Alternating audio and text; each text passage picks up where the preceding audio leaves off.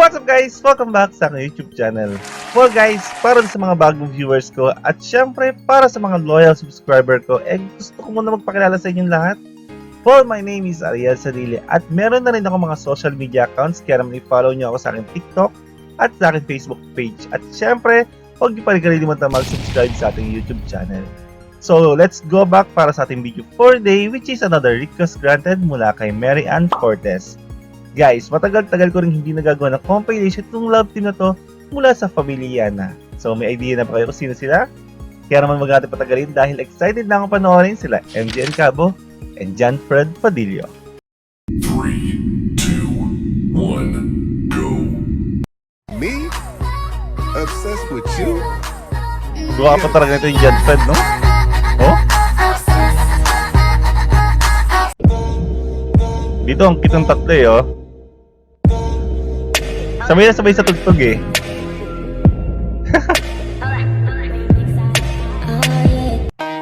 Me? Obsessed with you? Yes. Sino kaya yun? Ano guys? I'm all about him, and he's all about me, and we don't give a dang about no. Sa likod, oh. May nakikisabay sa likod eh. Sexy naman dito ni MJ talaga, no?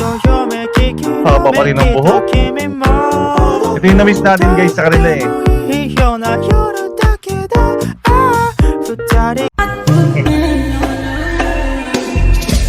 Glow up moment.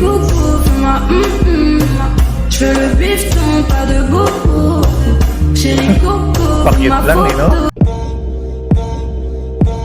Solo naman dito si MJ. Ang cute naman eh, oh.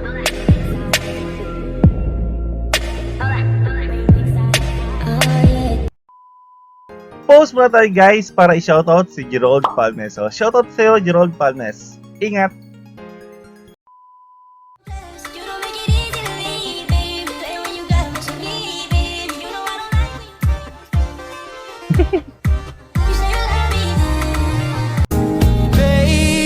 Dito, ang galing. Ganda na MJ. Galing talaga ng katawan ni MJ, no? Ganda. Paguli kong hanapin, kahulugan ng pag-ibig.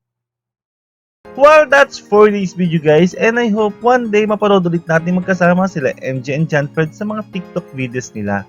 So move on tayo guys, kaya naman kung nagustuhan nyo pa rin ng video to, just click the like and share button, and of course, huwag nyo pa rin kalilimutang mag-subscribe and click the notification bell para updated naman sa mga latest video ko. And also guys, kung meron pa rin kayong mga requests or suggestion or kung gusto mo shoutout on my next upload, just comment down below. So yun lang guys, thanks for watching, I hope nag-enjoy kayo, and I hope to see you in my next video. Have a good one, and peace out.